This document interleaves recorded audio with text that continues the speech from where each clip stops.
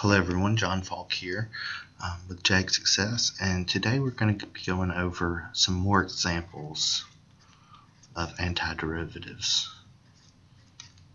Okay. So last video we saw the power rule for antiderivatives, and for this one we're going to be looking at this is just what I call it. I call it the interior function rule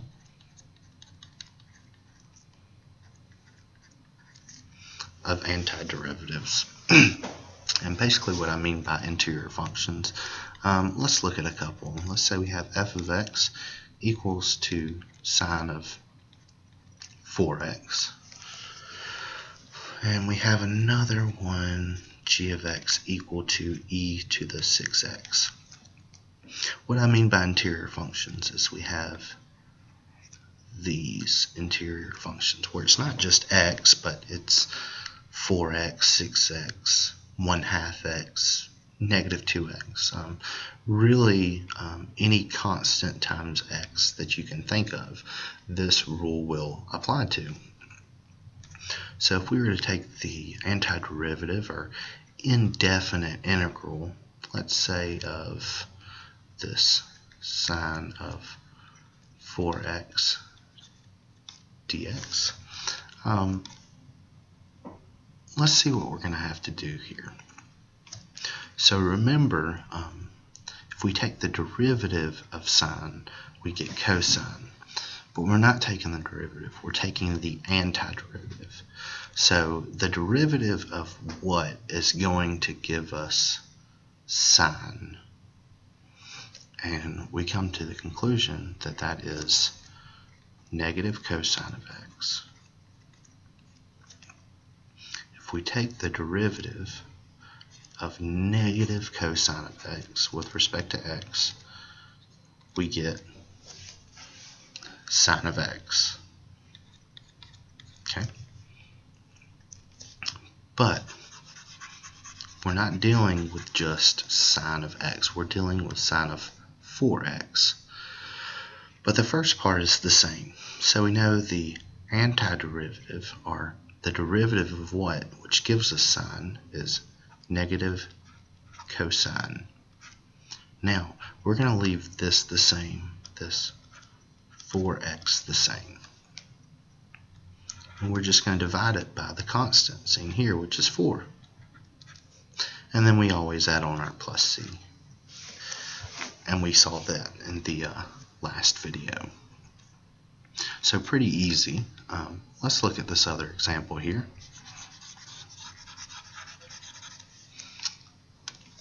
So we have e to the 6x. So if we take the antiderivative,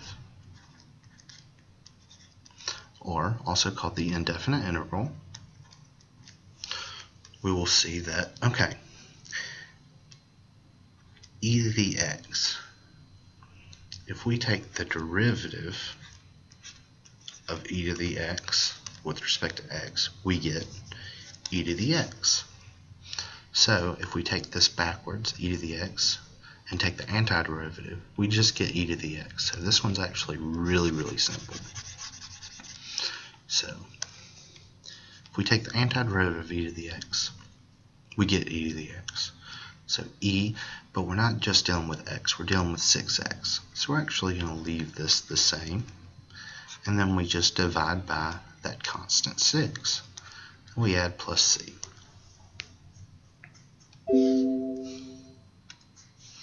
Oh, sorry about that. Let's do one more example just to hit it home. Let's say we have a function cosine of negative 5x. So if we take the antiderivative of negative 5x, let's see what we get. Well, we know that the derivative of sine of x with respect to x is equal to cosine of x. So if we take the antiderivative of cosine of x, then we get sine of x. So if we look at this, this is going to equal sine, but instead of just x, we have negative 5x. And then we just divide by our constant, which is negative 5. And then tack on our plus c. And that's really all there is to the interior function rule. One thing to remember, these have to be in the form of, let's say, sine of ax or tangent of ax, e to the ax. You can't have x squared, x to the fourth. It can simply just be x. And these a's have to be a constant. They can't be a function. And so remember the antiderivative rule. We look at the derivative of what would give us sine. So we found out that was negative cosine. We leave the interior the same, and we just divide by a. Same with tangent. Now this one's a little bit more difficult. We have to look at the derivative of what would give us tangent. Okay, so let's figure that out. The derivative of what would give us tangent. A lot of you may have this memorized, but I'm actually going to look it up.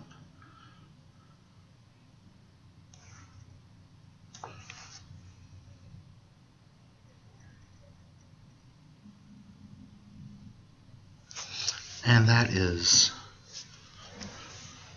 tangent secant, I believe. Let's see here.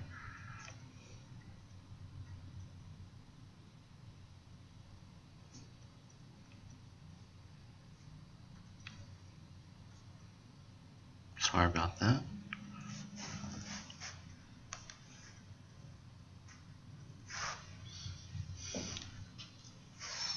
Okay.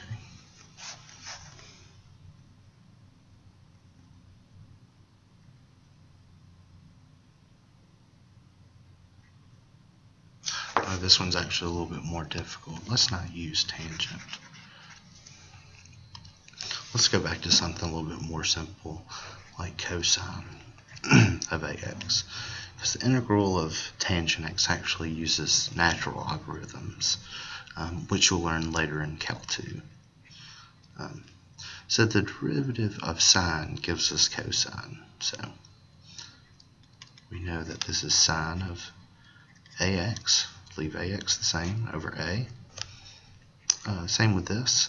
The derivative of e to the x gives us e to the x. So this is the most simple one. So e to the ax over a. And these are your antiderivatives using what I call the interior function rule.